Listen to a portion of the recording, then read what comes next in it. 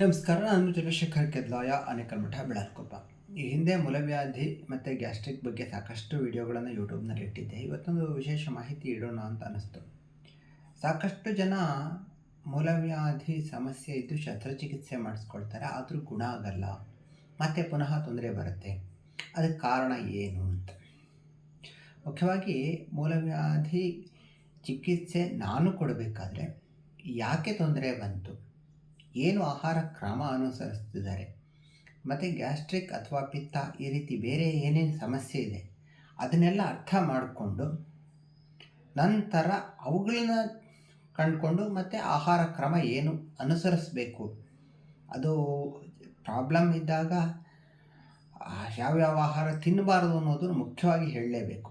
ಅದನ್ನು ಹೇಳೋದಿಲ್ಲ. ಮತ್ತು ಆಹಾರ ವಿಹಾರ ವಿಶ್ರಾಂತಿ ಎಲ್ಲವುದ್ರ ಬಗ್ಗೆನೂ ಸಮರ್ಪಕವಾಗಿ ಒಂದು ತಿಳುವಳಿಕೆ ಕೊಟ್ಟು ನಂತರ ಚಿಕಿತ್ಸೆ ಕೊಡೋದು ನಮ್ಮ ಕ್ರಮ. ಮತ್ತು ಗ್ಯಾಸ್ಟ್ರಿಕ್ ಇದ್ದಾಗ ಹೆಚ್ಚಿನ ಆಸ್ಪತ್ರೆಗಳಲ್ಲಿ ಗ್ಯಾಸ್ಟ್ರಿಕ್ ಬಗ್ಗೆ ಮಾತಾಡಲ್ಲ.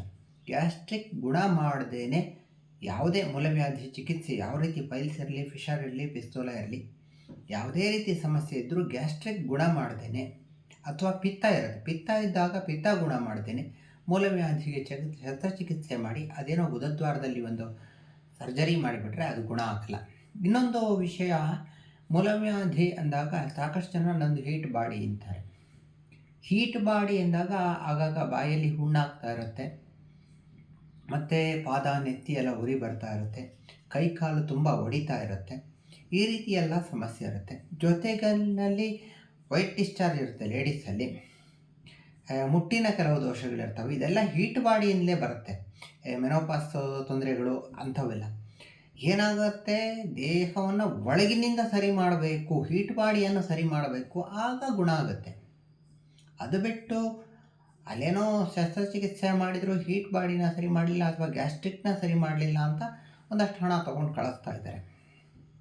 ಅದಕ್ಕೆ ಗುಣ ಆಗ್ತಾ ಇಲ್ಲ. ನಾನು ಈಗ ಯೂಟ್ಯೂಬ್ ನೋಡಿ ನನ್ನ ಹತ್ರ ಚಿಕಿತ್ಸೆ ಬರೋರು ತುಂಬ ಕಮ್ಮಿ.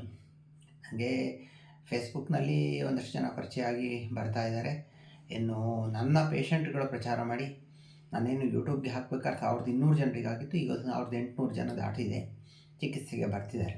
ಮೊನ್ನೆ ಯಾರೋ ಅರಸೀಕೆರೆಯವರೊಬ್ಬರು ಪಿಸ್ತೂಲಾಗಿ ಸ್ವಲ್ಪ ಸಮಸ್ಯೆ ಆಗಿ ಸುಮಾರು ಕಡೆ ತೋರಿಸಿ ಎಲ್ಲೂ ಆಗದೆ ಬಂದರು. ಒಂದು ಮುಕ್ಕಾಲಸಿ ಗುಣ ಆಗಿದೆ, ಮತ್ತು ಇನ್ನೊಂದು ಸಲ ಕೊಡಬೇಕು.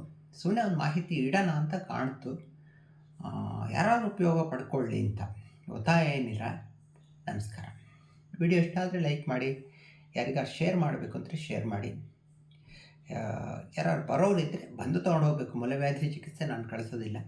ಆಹಾರ ಪಥ್ಯ ಎಲ್ಲದ್ರ ಬಗ್ಗೆನೂ ಒಂದು ಅರ್ಧ ಗಂಟೆ ಕೂತು ಮಾತನಾಡಬೇಕು. ಶನಿವಾರ ಮಾತ್ರ ನಾವು ಔಷಧಿ ಕೊಡೋದು. 6 ದಿನ ಬರೀ ಹಾಲುವನ್ನು ಕಲಸಿ ಊಟ ಮಾಡಬೇಕಿರುತ್ತೆ. ಮತ್ತು ತಿಂಗಳವರೆಗೂ ಪಥ್ಯ ಹೇಳ್ತೀವಿ.